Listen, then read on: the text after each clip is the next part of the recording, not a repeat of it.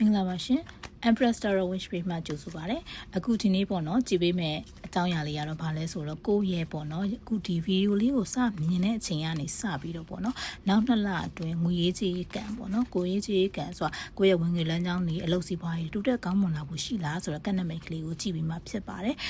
ယုံကြည်တဲ့လူတွေအနေနဲ့တော့ပေါ့နော်ကြည့်ပေးပါယုံကြည်ကြည်လေးနဲ့ပေါ့နော်မယုံကြည်တဲ့လူတွေနဲ့ကြော်ဝါနိုင်ပါတယ်ရှင်တကယ်လို့ကောင်းမွန်တဲ့ကနမိတ်လေးဆိုလို့ရှိရင်ဒီချာလေးကနမိတ်ကလေးကို clean ယူပြီးတော့မကောင်းမွန်တဲ့ကနမိတ်တွေဆိုလို့ရှိရင်တော့ entertainment ဖြစ်ပဲကြည့်စေချင်ပါတယ်ရှင်အဲ့တော့နောက်2လအတွင်းမှာကြုံတွေ့ရမယ်ငွေကြေးစီးပွားရေးကံကိုကြည့်ရမယ်ဆိုလို့ရှိရင်တော့3ကနမိတ်ကလေးပဲဆွဲပြပါမယ်ရှင်The Magician ကိုဟာပေါ့နော်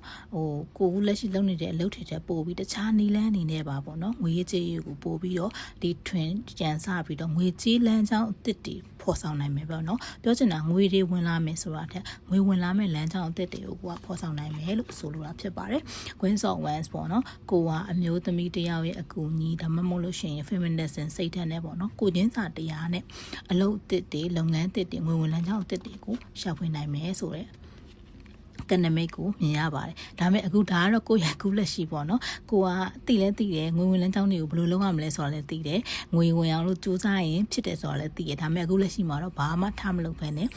ဒီပုံလေးတွေကအတိုင်းပဲပေါ့နော်ကိုသိဉဏ်နေပွင့်လန်းနေရတဲ့ကိုဘာမှထားမလုပ်ဘဲနေတယ်ဆိုတော့ကနမိတ်လေးဖြစ်ပါတယ်နောက်2လအတွင်းမှာကိုယ့်ရဲ့ကံစွမ်းဉဏ်စွမ်းရှိသူကျူးကျူးဆဆလေးနဲ့အလုပ်ကိုလုပ်မယ်ဆိုလို့ရှိရင်တော့စီးပွားလက်လာပါတွေကအရှိန်အဟုန်နဲ့ကိုတိုးတက်လာဖို့ရှိပါတယ်ကုညီဆောက်ရှောက်မဲ့ပေါ့နော်ဒီဟာကအပြင်လောကကအမျိုးသမီးဖြစ်နိုင်တယ်လို့ကိုယ့်ရဲ့ဆောက်ရှောက်တဲ့အဆောင်ရှောက်မေရော separate guide တွေ angel တွေကလည်းကုညီဆောက်ရှောက်တာမျိုးဖြစ်နိုင်ပါတယ်ရှင်ဟုတ်ကဲ့ကျေးဇူးတင်ပါတယ်ရှင်